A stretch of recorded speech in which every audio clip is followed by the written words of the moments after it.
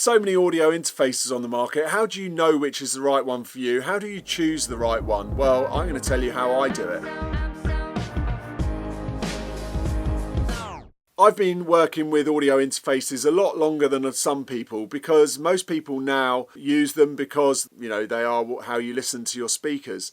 So before, I used to use dedicated A to Ds, D to As, much more before, you know, way before people started to actually think about what they needed, and they would just play straight out of a DAT player or something, you know, like that a long time ago. So I've had quite a bit of experience with converters over my time. Now, really, when you very first start off, it's going to be a price point situation, and it's trying to get your best bang for buck. Also, when you're starting off, your ears aren't tuned, your hearing palette hasn't developed, so really having the best converters isn't going to do you much favours, because you don't really know what sounds good and what sounds bad. So if you've got the budget, obviously you do just buy the best ones you can afford. But a lot of people haven't got the budget when they start, so they kind of look around and look for what everyone else has. Now, I would suggest going, you need to be spending at least about £1,000, $1,500 on a audio interface to start. The way to decide what kind of audio interface you need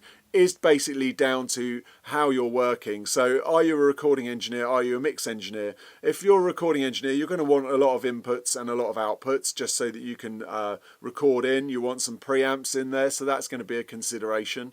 If you're just a mix engineer and you just want a 2-bus going out, then that also makes a big difference too. You're able to get a lot more bang for your buck if it's just a 2-in, 2-out device. Obviously, if you need more outputs, then you're going to need a lot more A to Ds and D to As, so the quality is going to go down. I would suggest when you're starting out, definitely keep it in the box and just have 2 outputs. So get something like a Prism. You can't go wrong. There's certain brands, Prism, Crane Song, Lynx. I've got a Lynx High-Low here, which I've just changed from the Prism.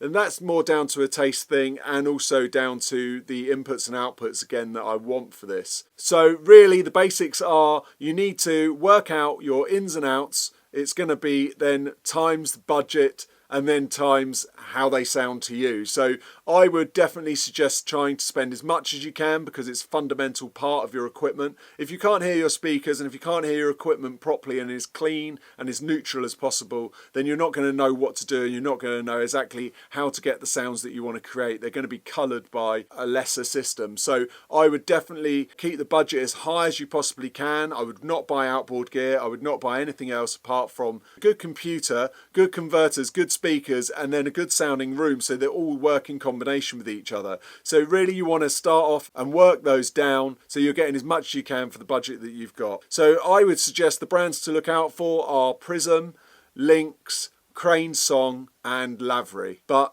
it's all dependent on budget. They're the ones that I've tested that I like. So yeah, check those out. I hope that's helped you decide on what you need for a converter. Please subscribe to my channel and like the video. Thanks for watching. Until next time, bye.